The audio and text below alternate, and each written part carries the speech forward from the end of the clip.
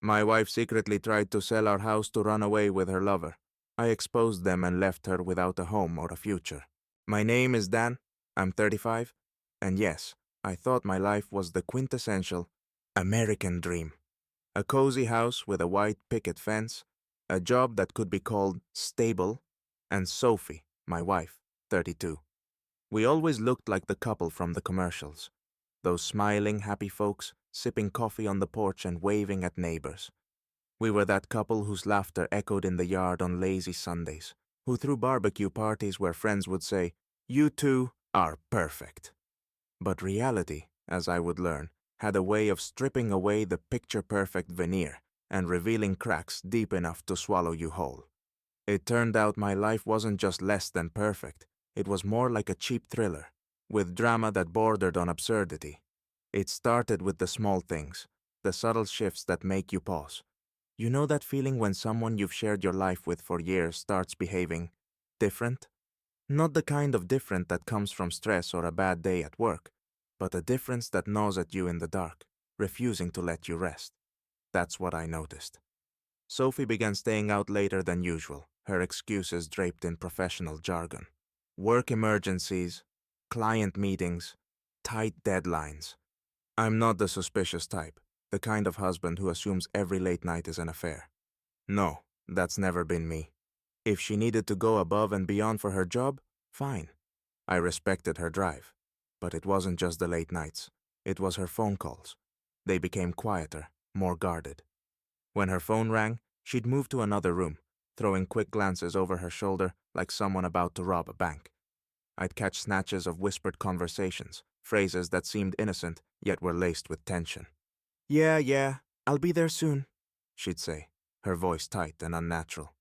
It was the kind of tone that left an echo in my ears long after she hung up. I found myself sitting in silence after each call, the only sound in the room the ticking of the clock on the wall, its rhythm oddly matching the pounding in my chest. I lay in bed at night, staring at the ceiling as shadows danced in the moonlight, my mind running circles around itself. Was it work stress? Was she in trouble at her job? Had she taken up some strange hobby like midnight rooftop yoga? The more absurd the theory, the better. Anything to avoid the lurking suspicion that clawed at the edge of my sanity. But there's one thing about intuition. It's a persistent voice you can't silence, no matter how hard you try to smother it, under pillows of trust and denial. It whispered to me, louder with each passing day. "Dan, wake up. Step out of this coma called trust." The moment I realized that things were bad was etched into my mind with painful clarity. It was one of those evenings when the day's routine had wrapped up earlier than expected. The office was emptying out, and I decided to surprise Sophie by coming home early. I pulled into the driveway as the setting sun bathed the house in warm, deceptive light. There it stood, our perfect little slice of happiness. I took a deep breath, expecting the usual, the soft glow of lamps, the faint scent of her perfume lingering in the air.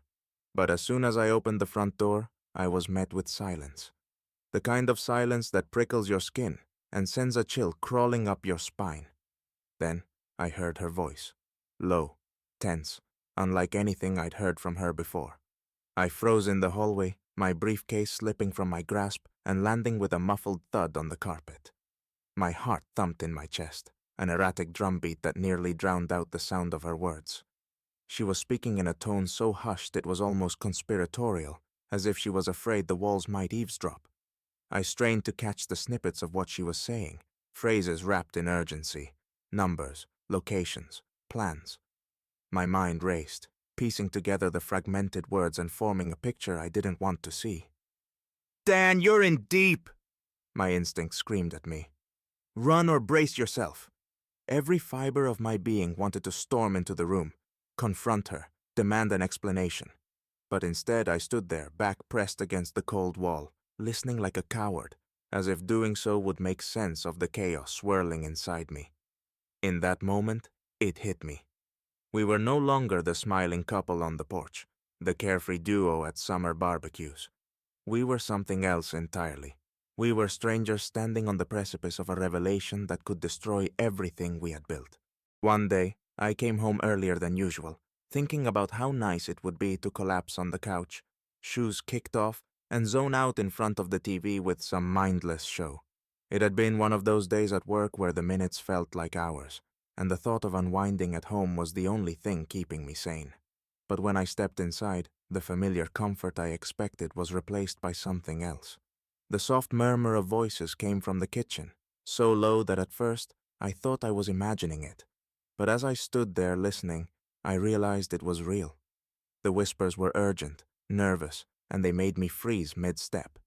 You know that moment when your heart does a triple somersault, your stomach drops, and suddenly you're in the middle of what feels like the climax of a low-budget detective movie? That was me, standing in my own hallway, a million thoughts crashing through my mind. Should I call out? Should I pretend I hadn't heard anything? The scene felt absurdly cinematic, the kind where the audience yells, "Don't just stand there!" But I couldn't move. Sophie was in the kitchen, phone pressed to her ear, her other hand gripping the edge of the counter like it was the only thing holding her up. Her face looked pale, stricken, like she'd seen a ghost, or worse, me catching her mid-sentence. The moment she spotted me, her eyes widened, her fingers tightening momentarily around the phone before she pulled it away from her ear and ended the call with a rushed, "Yeah, I'll call you back." The way her voice shook made it sound like she was seconds away from being interrogated under a spotlight. A smile, too quick and too forced, spread across her face as she met my eyes. It was the kind of smile that didn't reach her eyes, one that wouldn't have fooled a stranger, let alone a husband who knew her inside out. "What's going on?" I asked, trying to keep my voice light, casual, as if I was just making conversation and not already feeling like a siren of doubt was wailing in my brain. "It was an important work call," she said, and even she had to hear how fake that sounded. The way her voice rose at the end, trying to sound confident but failing, was almost impressive. It deserved some sort of dramatic award for most unconvincing excuse. I forced myself to nod, playing the part of the trusting husband, while inside it felt like a switch had flipped. My smile faltered, turning into something that was more a squint of suspicion than anything friendly. "Important work call," I repeated, the words tasting sour in my mouth. Sophie's eyes darted away, unable to hold my gaze, and that was all the confirmation I needed. If she was acting, she was bad at it. The air between us felt thick, charged with an unspoken tension that neither of us acknowledged. I wanted to push, to ask why her hands were trembling, or why her face still looked as though she'd been caught red-handed. But instead, I just stood there, nodding like an idiot while something inside me cracked. Suspicion settled into my mind and made itself at home. It turned on the lights, fluffed the pillows, and started rearranging the furniture. That night, and the nights that followed, I began to see everything with new eyes. Her evening outings suddenly felt too frequent. At first they had been casual enough. Dinner with colleagues, drinks after work, an art exhibit opening that she just couldn't miss. But now they seemed staged, as if she had taken up a second life I was not a part of. I imagined her walking into places where she knew everyone and no one knew me, where her laughter could ring out carefree, away from the burden of explanations. And those eyes, I couldn't get past them. Tired, dark-circled, with a nervous glint that suggested she was spending her nights anywhere but at home, maybe even in some hidden corner of the city where secrets thrived. When I tried to talk about our future, her responses were clipped, dismissive. "Yeah, we'll talk about it later," she'd say. Her tone clipped like a phone call she wanted to end. I would sit across from her at dinner, watching the candlelight play on her face, wondering when later had turned into a euphemism for never. The anxiety gnawed at me, pulling me tighter and tighter, like an overfilled balloon ready to burst. And there I was, the man who once thought his life was a polished ad for perfection, realizing that maybe the cracks had been there all along, just waiting to shatter. One night, while Sophie was sleeping soundly, I sat at the edge of the bed, trying to pinpoint when exactly my life turned into a late-night, not-so-family-friendly movie. I glanced at her phone on the nightstand, as if fate itself was winking at me and whispering, "Are you ready to test your pain threshold, Dan? Yes, I know rummaging through your spouse's phone is taboo, But when your gut screams louder than the neighbor's Saturday morning power drill, taboos go out the window. I picked up the phone carefully, holding my breath, and began scrolling through messages. Most chats were innocent, work-related, or filled with the usual memes exchanged with friends. And then there was James. An innocent name, at first glance, that made me wish, for a fleeting moment, it was just some guy from accounting who'd misdialed her number. But the more I read, the colder the chill spreading through my veins. The words that jumped out were anything but ambiguous. I can't wait any longer. Once the house is sold, we're out of here. Oh, seems I was invited to a party but forgotten as the main clown in this circus. My heart pounded as if it had decided to run a marathon inside my chest. I read further, teeth clenched. One of Sophie's messages read, "The house needs to be sold as soon as possible. We need the money to start over." Well, that was a delightful bedtime revelation. My wife was planning to sell our cozy family nest to elope with some guy named James, whose face I already hated without ever seeing it. I put down the phone, looking at her peaceful form as she slept. She breathed softly, as if she hadn't just plotted to turn my life into an episode of cheap betrayal. Ironic, isn't it? We were lying in the same bed, but suddenly, a Grand Canyon-sized rift yawned between us. Funny how a few text messages can rip your reality to shreds. I realized playing the spectator in this tragic comedy called How to Make a Fool Out of You wasn't my style. If I was going to play, it would be big, not just sitting around clenching my jaw. I decided to get smarter, act like a spy thriller pro, but without the expensive suits and Italian accents. So I Googled how to install hidden cameras. You know, the usual Sunday hobby of how to keep your life from imploding. The cameras were positioned so strategically that even FBI agents would have been impressed. In the kitchen, living room, and hallway, each spot tracking her movements, as if I were prepping for a documentary titled The Wife Who Ran. The feeling of planting cameras in my own house was surreal. On one hand, I felt like a genius detective. On the other, my conscience yelled, "Seriously, man?" Weeks passed, and I collected footage like a patient librarian. One day, while reviewing the recordings, my finger hesitated over the play button, and my heart froze. There she was, Sophie, sitting in the kitchen with the phone, her lips pressed into a focused line. "James, I'll take care of it. Once the money comes in from the house sale, we're gone." Oh, wonderful. She'd just crossed the finish line of the betrayal marathon, winning first place for the coldest delivery of the decade. Hearing it with my own ears felt like a punch to the gut. Yes, I'd expected something like this, but not so blatantly. She didn't talk about feelings or about being unhappy. No, all I heard was calculation. A plan. A cold, meticulously crafted plan. My wife was turning our cozy home, where I pictured growing old and rocking in a chair on the porch, into startup capital for her new life with this, whoever he was, James. Sitting in front of that screen, I knew there was no going back. You either accept your role in this sordid play or write a new script. And I intended to direct this act. The next day, I sat in the living room like a predator lying in wait, armed with printouts of messages and recordings. In my head, I rehearsed the lines I'd throw at her, but decided improvisation was the way to go. Sophie came home, her face lit with happiness like a kid who just got ice cream. "Well, enjoy it, sweetheart. Your dessert was about to come with a side of truth." When she walked in, I didn't immediately throw my evidence at her. I sat there, holding the printouts as if they were sacred texts, and I, the prophet of retribution. She stopped, noticing me, frozen like a deer caught in the headlights of a truck. Except this truck was about to plow right through her illusions. "Hey, how was your day?" I asked with a calmness that surprised even me. She replied with some routine comment about work, but began glancing around nervously, as if sensing the tension that hung in the room like glue. I stood up and silently handed her the printouts. Her eyes widened like a soap opera actress who just discovered her character lost the family fortune. "You thought I wouldn't find out?" I said quietly, but with a fury that knocked her smile off faster than a hat in the wind. She opened her mouth, trying to speak, but the words were stuck somewhere in her throat. Apparently, her confidence had gone on vacation. "How long have you been planning this, Sophie?" My voice was steady but loaded, hiding a hurricane. I saw her mind scramble to invent some story that could get her out of this hell. But nothing came. She stood there like a cornered rat, and for the first time in a long time, I felt in control. My head throbbed with tension, but I wasn't going to stop. She had to feel even a fraction of what I felt when I realized our life was a fake storefront she was planning to shatter. She started crying like she'd just landed the lead role in a tearjerker.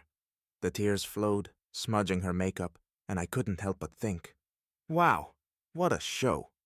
Between sobs, she started talking about how hard it was for her, how trapped she felt, that James was her only chance to escape the endless rut. Oh, come on, really? She was trying to sell me the story that all her actions were a heroic escape from some suburban cliché. I stood, arms crossed, with a look that said, "Are you serious?" She kept babbling about pressure, a boring job, the feeling of living someone else's life. All this accompanied by sobs and dramatic pauses meant for effect. But I didn't need a spectacle. I wanted the truth. "So you're telling me you plan to sell our house and leave me with nothing to run off with him?" My voice dripped with bitterness and irony, like lemon juice on an open wound. I caught her gaze, blank, void of the confidence she once had. Her silence was a louder answer than any words could be. She averted her eyes, her face flushed with embarrassment, like she'd just been caught shoplifting. I realized I wasn't looking at someone I could trust, but at someone who'd destroy my life just to escape her own mundane drama. I collected all the evidence like a true Sherlock, driven by anger and the need for closure. Every recording, every screenshot was carefully filed in a folder that screamed, "Sophie, your show's cancelled." I went to see a lawyer, because, throwing punches isn't an option, but waving legal papers definitely is. The lawyer, an older man with a serious face, sifted through my evidence, nodding with the gravitas of someone uncovering universe-altering secrets. "The house is in your name, Dan. You hold all the cards," he said with an expression like he'd just struck gold. Well, the game was on. We halted the sale of the house. At that moment, I felt like a chess master saying, "Checkmate," without so much as a blink. Then the real show began. Sophie and her lover boy James were on the brink of collapse. The potential buyer, once he found out he was being duped, vanished faster than Monday morning coffee. Picture their faces. Sophie, realizing her perfect plan had crumbled, and James, whose dreams of a new life popped like a cheap balloon. All her confidence, that fake courage, vanished. She lost everything.